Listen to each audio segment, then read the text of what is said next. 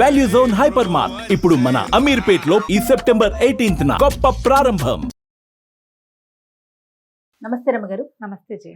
రమగారు, ఇప్పుడు ఈ దసరా పండుగకు సంబంధించి కొన్ని అనుమానాలు, సందేహాలు, కొన్ని ప్రశ్నలు మనకి చూసే ఆడియన్స్ దగ్గర నుంచి కూడా చాలా సందేహాలు ఉన్నాయి రమగారు. ధర్మ సందేహాలు ఒక్కొక్కటి మీ ముందు పెడతాను. ముందు ఒక మాట చెప్తాను. చెప్పండి. ధర్మ సందేహం అంటే ధర్మం అంటే ఏమిటి? నీతి నిజాయితీ, ఏదో పూజా విధానం, సంప్రదాయం కదా. మనం ప్రతిసారి చెప్తాం స్వధర్మే నిధనం శ్రేయ. ఈ ధర్మము అంటే ఏమిటంటే ప్రధానమైంది మన తాలూకు మతం, మనం ఎలాంటి విధానాన్ని అవలంబిస్తున్నామో దాన్ని బట్టి. దానికి మన ఊర్లో ఉన్న విధానం, మన సమీప దేవాలయంలో ఉన్న విధానం, మన ఇంట్లో ఉన్న విధానం, పూజలకి ప్రధానమైనది ఇది. లేదా ఒక గురువు గారిని అనుసరించడం, ఒక పురోహితుడు, ఒక్క గురువు, పురోహితుడిని అనుసరించడం. ఆయన చెప్తాడు పాపం పుణ్యం తప్పు ఒప్పు అన్నీ వారివే, ఆయన చెప్పినట్టు చేసేసుకుంటే మీకు ఏ భయము ఉండదమ్మా. కొన్ని వందల సార్లు ఈ మాట చెప్పాం. మనం సోషల్ మీడియా ఫాలో అయితే ఒక్కొక్కరు ఒక్కొక్కటి చెప్తారు. మీకు ఎవరైతే వీడియోలో చెప్తారో, వీటిలలో చెప్తారో వాళ్ళు మీకు అందుబాటులో ఉండరు. అవును, నా పాయింట్ అర్థమవుతుంది. నేను మిమ్మల్ని మిస్లీడ్ చేయటం కానీ, విమర్శించటం కానీ, పెద్దవారిని తప్పు పట్టడం కానీ కాదు. ఇది క్లియర్గా చెప్తున్నా. వారు మీకు అందుబాటులో ఉండరు. మీకు ఈ విధానంలో వందల అనుమానాలు వస్తాయి. అవును, ఎందుకంటే అది మీది కాదు, ఆయన ఎవరో చెప్పింది చేస్తున్నారు మీరు. అప్పుడు మీరుకి ఎంత భయంగా ఉంటుందమ్మా కదా. అవును రాము గారు. అందుకని వాటికి వెళ్ళకండి. మీకు అందుబాటులో ఉండే వాళ్ళ చెప్పింది చేసుకోండి. తప్పకుండా పూజల్లో. ఎందుకంటే మీరు భయపడి జీవితాన్ని దుర్భరంగా చేసేసుకుంటున్నారు చాలా మంది. ఆ కాంప్లికేషన్ జోలికి వెళ్ళద్దు. ఇప్పుడు మన డౌట్లలోకి వద్దాం. కలశం పెట్టుకుంటాం కదండి, కలశానికి ప్రత్యేకించి ఏమన్నా పూజ చేయాలా, నివేదన పెట్టాలా, అసలు కలశాన్ని మనం ఎలా తయారు చేసుకోవాలి? దేవి భాగవతంలో కలశం గురించి ఒక వివరంగా చెప్తారు. ఒక చెంబు, పాత్ర కాదు, చెంబు. కలశము అంటేనే చెంబు, పైకి మెడ దగ్గర సన్నగా ఉండి ముఖం దగ్గర ఇట్లా వెడల్పుగా ఉండేది కావాలి కలశం. అది రాగి, వెండి, ఇత్తడి. ఇవి కుదరకపోతే మట్టి బహుశ్రేష్టం, అది కూడా పెట్టుకోవచ్చు. ఈ పెట్టుకున్న పాత్రని శుభ్రంగా ఉండాలి, అది బాగా చక్కగా తోమి పసుపు రాసి బొట్టు పెట్టి దాంట్లో జలం కానీ ధాన్యం కానీ నింపాలి. జలము లేదా ధాన్యము, నీరు, ధాన్యం. అక్షతలు వేయాలి. పసుపు కుంకుమ కూడా వేసుకోవచ్చు. దానిపైన పంచ పల్లవాలు అంటే అండి మర్రి, రావి, జువ్వి, మేడి, మామిడి 5 ఇవి పెట్టి దాని మీద ఒక నారికేళం, ఒక కొబ్బరికాయని పెట్టి దాన్ని అలంకరించి మనం ఏ స్వామినైతే పూజిస్తున్నామో, ఏ అమ్మనైతే పూజిస్తున్నామో ఆమెను అందులో ఆవాహన చేసుకోవాలి. ఓకే. అయితే ఇప్పుడు మర్రి, రావి, జువ్వి, మేడి ఇవన్నీ దొరకవు. మనకు సులువుగా దొరికేది ఏమిటి? మామిడి. తమలపాకులు పెడుతున్నారు చాలా మంది. అవునండి, తమలపాకులు చెప్పబడలేదు, మామిడి చెప్పబడ్డాయి. మామిడి సులువుగా దొరుకుతుంది. ఈ మామిడి ఆకులు పెట్టి దాని మీద కొబ్బరికాయ పెట్టుకుంటాం. దాన్ని అలంకరణార్థం వస్త్రం ఏదైనా చక్కగా మడత పెట్టి దాని మీదకి పెడతాం. దానికి ఒక బొట్టు పెట్టి అలంకారం చేసుకుని మనం ఏ స్వామిని పూజిస్తున్నామో సత్యనారాయణ స్వామి వ్రతాల్లో చేసుకుంటాం. ఇందులో సుగంధ ద్రవ్యాలు వేయాలి ఈ కలశంలో అని చెప్పబడలేదు. సుగంధ ద్రవ్యాలు వేస్తారు, ఏలక్కాయలు, బెల్లము అవి ఇవి కదా వేసుకుంటున్నారు చాలా మంది. అది చెప్పబడలా. మీకు అవన్నీ ఆసక్తి ఉంటే మీ ఇష్టం, కానీ విధానం అయితే ఇది. ఈ కలశాన్ని పంచపల్లవాలతోటి కలశాన్ని ఏర్పరచడం అని చెప్తారు. ఈ కలశంలో ఉన్న జలం మన పూజ అయిపోయాక, ఒకవేళ నీరుంటే కలశంలో ఆ నీరు మన పూజలు అయిపోయి 9 రోజులు పెట్టుకున్నాం అనుకో, 9 రోజులు పెడితే ఇప్పుడు నేను పైదాకా నీరు పోసి దాని మీద కొబ్బరికాయ పెట్టామనుకో, ఆలోచించండి, ఈ తడి తగిలి కొబ్బరికాయ పాడవచ్చు కదా. అవును. 9 రోజులు ఉంచుకుంటాం. ఈ దసరా 10వ రోజును తీస్తాం, లేదా 9వ రోజు రాత్రే ఉద్వాసన చెప్పి తీసేస్తాం. నాని కొబ్బరికాయ ఏదైనా ఇబ్బంది అవుతుందేమో చూసుకోండి. బియ్యమో ధాన్యమో అయితే ఏమో ఇబ్బంది ఉండదు. ఒక రోజు అయితే మనం 3 రోజులైనా కొబ్బరికాయ నీరు పోసి పెట్టుకోవచ్చు. గంగాజలం పోయటం చాలా శ్రేష్టం. అంత గంగాజలం ఉండాలిగా మన దగ్గర. అదే కదా. అక్కడి నుంచి అయిపోయిన తర్వాత జలాన్ని ఇంట్లో మనం పవిత్రం చేసుకుని మన ఇంట్లో చల్లుకోవటం, మొక్కల్లో పోసుకోవచ్చు. బియ్యం గనక పోస్తే చక్కగా వండేసుకోవచ్చు, ఏమీ భయం లేదు. అది ప్రసాదంగా భావించద్దు, వండుకొని మనం తినచ్చు. అక్కడి నుంచి ఈ కొబ్బరికాయ ఏం చెయ్యాలి, మనం మండపారాధన చేసి ఎవరైనా పురోహితుడికో బ్రాహ్మణ దానానికో వాయన దానం లాగా ఇస్తే గనక కలశం మీద కొబ్బరికాయ కూడా వారికి ఇచ్చేయచ్చు. ఒకవేళ అలా ఇవ్వలేదు, మనమే ఉంచుకున్నాం, కొబ్బరికాయను కొట్టి ప్రసాదంగా స్వీకరించవచ్చు. ఆ కొబ్బరికాయను అలాగే దాచాలి, పూజలోనే ఉంచుకోవాలి అనుకోకండి. కొబ్బరికాయలు అవి పూజలో ఉంచుకుంటే కొన్నాళ్ళకి పాడవచ్చు, ఎండిపోవచ్చు. ఆ డొలక ఏం చెయ్యాలి, ఆ డిప్ప ఏం చెయ్యాలి, డిప్ప కూడా ప్రసాదమే, అలా భావించద్దమ్మా. అన్ని కాంప్లికేషన్స్ చేసుకోకండి. పైన మనం జాకెట్ ముక్క రవిక పెడతాం కదా, దాన్ని ఏంటి రమ్మగారు, దాన్ని మనం పురోహితుడికి ఇస్తే రవిక పట్టి కూడా వారికి ఇచ్చేస్తాం, లేకపోతే మనం కుట్టించుకోవచ్చు. ఓకే, మనం కుట్టించుకోవచ్చు.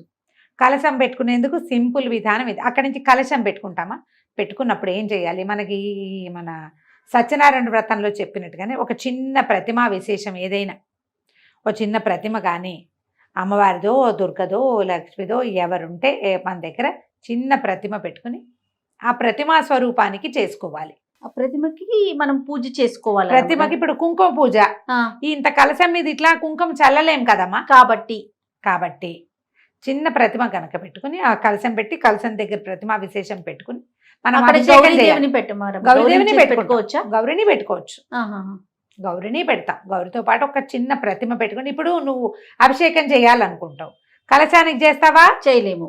గౌరీదేవి పసుపుతో చేసిన గౌరికి చేయలేకపోతాం. ఇప్పుడు ఎవరికి చేయాలి, ప్రతిమకి. ఒక చిన్న ప్రతిమ మీరు ఒక బంగారుదో వెండిదో రాగి అమ్మవారివి రాగివి దొరుకుతాయి, చిన్న త్రిపుర సుందరి అవి వేసి వెనకాల శ్రీచక్రం వేసినవి, అటువంటిది ఏదైనా ఒకటి తెచ్చి పెట్టుకోండి. శుభ్రంగా తోమేసి పెట్టుకుంటే మనం ప్రతిసారి పూజలో పెట్టుకుంటాం, మళ్ళీ తీసి మన పూజలోనే ఉంచుకుంటాం. ఏటా కొనుక్కోవాలి అక్కర్లేదు, కొనుక్కోవాలన్న ఇదేం లేదు. మన ఇంట్లో ఉన్న ప్రతిమ శుభ్రం చేసుకోవటం, మనం ఆవాహన చేసేటప్పుడు ఆ ప్రతిమా విశేషంలోకి కూడా అమ్మవారిని ఆవాహన చేసుకోవటం. ఇప్పుడు ప్రతిమ కావాలి కదా మనకు ఒక స్వరూపము. ఆవాహన అంటే ఒక విషయం అమ్మగారు, ఇప్పుడు మనకి బయట ప్రతిమలు కనిపిస్తా ఉన్నాయి, కలశం మీద పెట్టడానికి అమ్మవారి ముఖంతో చక్కగా మొత్తం పూర్తిగా అన్ని ఉన్నట్లుగా, ముఖం కళ్ళు ముక్కు అన్ని శరీరవయవాలతో ఉన్నట్లుగా కనిపిస్తా ఉన్నాయి. అది పెట్టుకునేటప్పుడు ఏమైనా ప్రత్యేకమైన నియమాలు పాటించాలా, అది ఎవరిమైనా పెట్టుకోవచ్చా? అవి కొత్తగా వచ్చినాయి కదా జయ, అదేంటంటే స్పాంజిలు కూరి గుడ్డలో స్పాంజ్ కూరి చేసింది, ఊరికే అలంకరణార్థమేనమ్మా, అలంకారం కోసమే. మీరు అలంకరించుకున్న దాన్ని ఒక స్వరూపంగా మీరు అనుకుంటున్నారు, తర్వాత అన్ని తీసేస్తారు ఏ ముక్క కా ముక్క, అవునా కాదు? అవును రమ్మ గారు. ఇప్పుడు అందుకని దాని బదులు జల కలశం పెట్టుకోండి. మీకు కావాలంటే, మీకు ప్రతిమ మీద ఆసక్తి ఉంది, ఇట్లా చక్కగా అలంకారం చేసుకో పెట్టుకో. అక్కడ నువ్వు పసుపులు కుంకాలు విసరవు, వేయలేకపోతాం, పువ్వులు పువ్వులు పెట్టి చక్కగా అలంకారం చేసుకుంటాం. మీరు అలంకరణార్థం చేసుకునే ప్రతిమ వెనకాల ఇక్కడ కలశం, కింద చిట్టి ప్రతిమ ఏదైనా, కాసు రూపు, చిన్న అన్నపూర్ణాదేవి విగ్రహాలు ఉంటాయి అది పెట్టుకోవచ్చు, లలితాదేవి విగ్రహాలు ఉంటాయి ఇంతవి, లేదా ఇంత కాసు బంగారు కాసు 1 గ్రాము ఒట్టి కాసు కొనుక్కోండి, రింగ్ ఉన్నది కాకుండా 1 గ్రామ్తో అన్ని పూజలు ఆవిడకే చేసుకోండి. నైవేద్యాలు ఏమైనా ప్రత్యేకించి పెట్టారా రమ్మగారు కలశం పెట్టినప్పుడు? దసరా నైవేదనలో అన్న నివేదన ఎలాగూ చేస్తాం కదా జయ. ఇప్పుడు చెప్తా దీని మీద ఏంటంటే, మీరే కలశం పెట్టుకుని అది కలశం కలశం కలశం అని 100 సార్లు అనుకుంటే అక్కడేదో పవర్ వచ్చేదమ్మా, మంత్రంతో పవర్ వస్తుంది దానికి. నాకు ఇలా చెప్పడం అయ్యో పాపం అనిపిస్తోంది, కానీ మీరు ఆలోచించండి, తెలియాలి కదా రమ్మగారు. ఇప్పుడు ఒక చెంబులో నీళ్లు పోసి 4 మామిడి ఆకులు పెట్టి దాని మీద కొబ్బరికాయ పెట్టి నువ్వు చేసి అది పెడితే పవర్ రాదు. ఆ పవర్ రావడానికి కావలసిన సాధనం ఇది. ఆ శక్తి ఎక్కడ ఎలా వస్తుంది, మంత్రంతో. నువ్వు అది చేయకుండా అది లేనప్పుడు దీనికి ఎట్లా వచ్చి, అందరికి మంత్రాలు రావు కదా రమ్మగారు, మరి ఎప్పుడు ఏంటి చెప్పండి. అందుకని చక్కగా పుస్తకంలో ఉన్న పూజా విధానం ప్రకారం ఓ ప్రతిమ పెట్టుకోండి, ఇది పెట్టుకోండి అని చెప్తే అంత మటుకే చేయండి అమ్మా, ఎక్కువకి వెళ్ళొద్దు.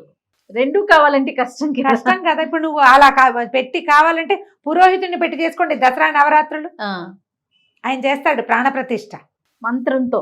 మంత్రం ఈ